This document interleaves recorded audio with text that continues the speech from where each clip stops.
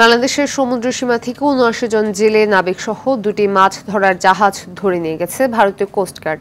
জাহাজ দুটি হলো এফভি মেঘনা ৫ ও এফভি লায়লা ২। খুলনা অঞ্চলে বঙ্গোপসাগরে মাছ ধরার সময় সোমবার দুপুরে ঘটনা ঘটে।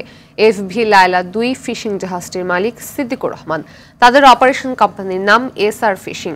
এফভি মেঘনা ৫ ফিশিং জাহাজের মালিক এম.এ. ওয়াহেদ। অপারেশন কোম্পানির নাম C&A অ্যাগ্রো লিমিটেড। কর্তৃপক্ষ জানান, জাহাজের নাবিকরা তাদের সঙ্গে যোগাযোগ করেছেন। তাদের ভারতের উড়িষ্যার দিকে নিয়ে যাওয়া হচ্ছে।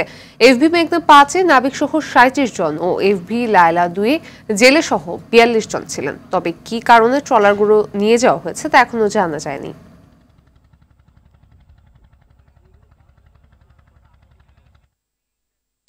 এ বিষয়ে আরো জানাতে খুলনা থেকে সরাসরি যোগ দিচ্ছেন সহকর্মী এস.এম. মনিরুজ্জামান।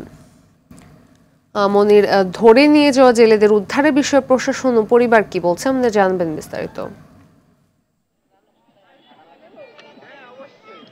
হ্যাঁ ফাতিমা, যেমনটা বলছিলেন, বাংলাদেশি জেলে নাবিক সহ মোট ৭৯ জনকে ধরে নিয়ে গেছে ভারতীয় কোস্টগার্ড।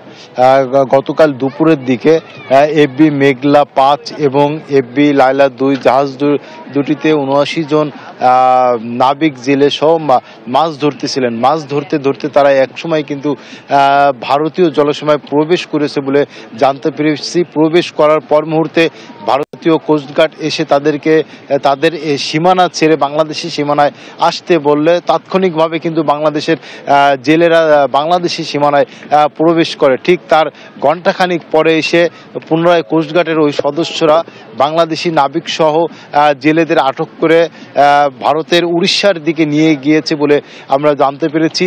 এবং সেই সঙ্গে কিন্তু তাদেরকে নিয়ে যাওয়ার ফলে আশপাশের অন্যান্য যে সকল জেলেরা ছিল তারাও কিন্তু অনেকটা আতঙ্কগ্রস্ত হয়ে পড়েছে। সেই সঙ্গে কিন্তু জেলে সহ জেলের পরিবার স্বজন যারা রয়েছেন তারা কিন্তু সরকারের কাছে একটি দাবি জানিয়েছেন যে অনতিবিলম্বে যে ৭৯ জন জেলে নাবিককে ভারতীয় কোস্টগার্ড ধরে নিয়েছেন তাদেরকে দেশে ফিরিয়ে আনার জন্য সরকার পদক্ষেপ নেবেন, এমনটাই কিন্তু তারা সরকারের কাছে দাবি জানিয়েছেন। ফাতিমা, এই ছিল খুলনা থেকে জেলে নাবিকদের আটকের সর্বশেষ খবর। ফাতিমা, ধন্যবাদ।